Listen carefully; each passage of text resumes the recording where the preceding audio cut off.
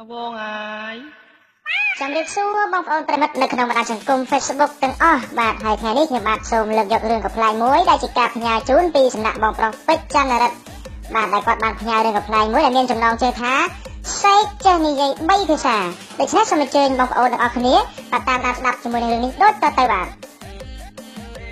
រឿងនេះគឺមានដំណើរដើមតឹងវិញចេះបាទគឺមានពូម្នាក់គាត់ទៅទិញសេក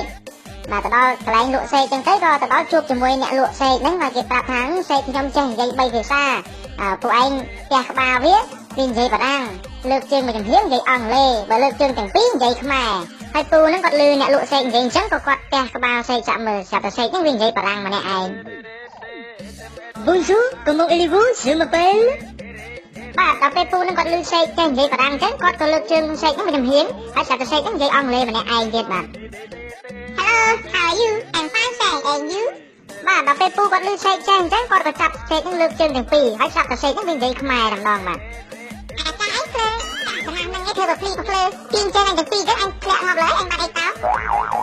បាទដល់ពេលពូហ្នឹងគាត់ឃើញសេកហ្នឹងវាឆ្លាតចេះនិយាយអីច្រើនភាសាចឹងក៏គាត់ទិញសេកហ្នឹងយកទៅផ្ទះហើយគាត់យកទៅដាក់អាវេរងដាមុខផ្ទះហ្នឹងតែមានអីសេកហ្នឹងវានិយាយតាមពីព្រឹកទៅល្ងាចទៅយប់ទៅភ្លឺមិន24ម៉ោងនិយាយរហូតអត់បានដេកសូម្បីតែគាត់ក៏អត់បានសម្រាប់ដែរតែពេលគាត់ខឹងពេកគាត់យកសេកហ្នឹងទៅដាក់ក្នុងបន្ទប់ទឹក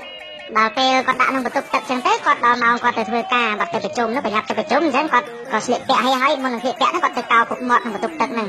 ដល់ពេលគាត់កំពុងទៅកោហ្នឹងសេកហ្នឹងក៏បាននិយាយជាមួយគាត់ថាពូគាត់កោអញ្ចឹងប្រយ័ត្នអាយ៉ាពូគាត់កោអញ្ចឹងប្រយ័ត្នអាយ៉ា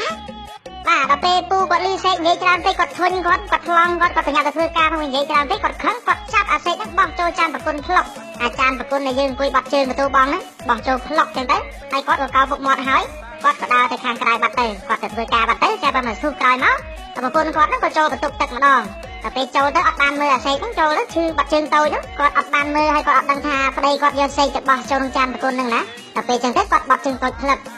ដល់ពេលបាត់ជើងតូចចឹងទៅស្រាប់តែសេកហ្នឹងវានិយាយបាទឃើញទេអត់គេអញថាយ៉ាមែនអញថាយ៉ាមែនបាទហើយរឿងហ្នឹងក៏ចប់ទៅបាទហើយមិនដឹងថាសេកហ្នឹងវាឃើញអីទេបានវាលាន់មាត់អញ្ចឹងបាទហើយសូមអភ័យទោសផងដល់បងប្អូនប្រិមិត្តបើសិនជាមានការលឺលួសព្រោះអីនេះជារឿងកំ pl ែងទេហើយក៏ជាការផ្ញើជូនពីសំណាក់បងប្រុសលីចន្ទរិទ្ធផងហើយផ្ញើជូនដល់បងប្រុសផងសង្ឃឹមថាបងប្រកាសជាស្ដាប់លឺនៅរឿងរបស់បងទំតែផ្ញើឲ្យឥឡូវខ្ញុំបាទធ្វើជូនតែម្ដងបាទហើយបើសិនជាបងប្រុសក៏ដូចជាបងប្អូនអរគ្នាដែលបានស្ដាប់លឺមានរឿងអីប្លែកតែគួរឲ្យអស់សំណើចទៀតក៏អាចផ្ញើជូនបន្តទៀតបានខ្ញុំបាទនឹងរៀបចំថតជូនម្ដងមួយជូនដល់បងប្អូនបានស្ដាប់កំសាន្តហើយបានស្ដាប់និងបានសើចទាំងអស់គ្នាដែរអរគុណច្រើនសម្រាប់ពេលនេះខ្ញុំបាទក៏សូមជម្រាបលាជូនពរសុខភាពល្អសំណាងល្អបាយបាយប៉ោចដូចជាស្វារិកា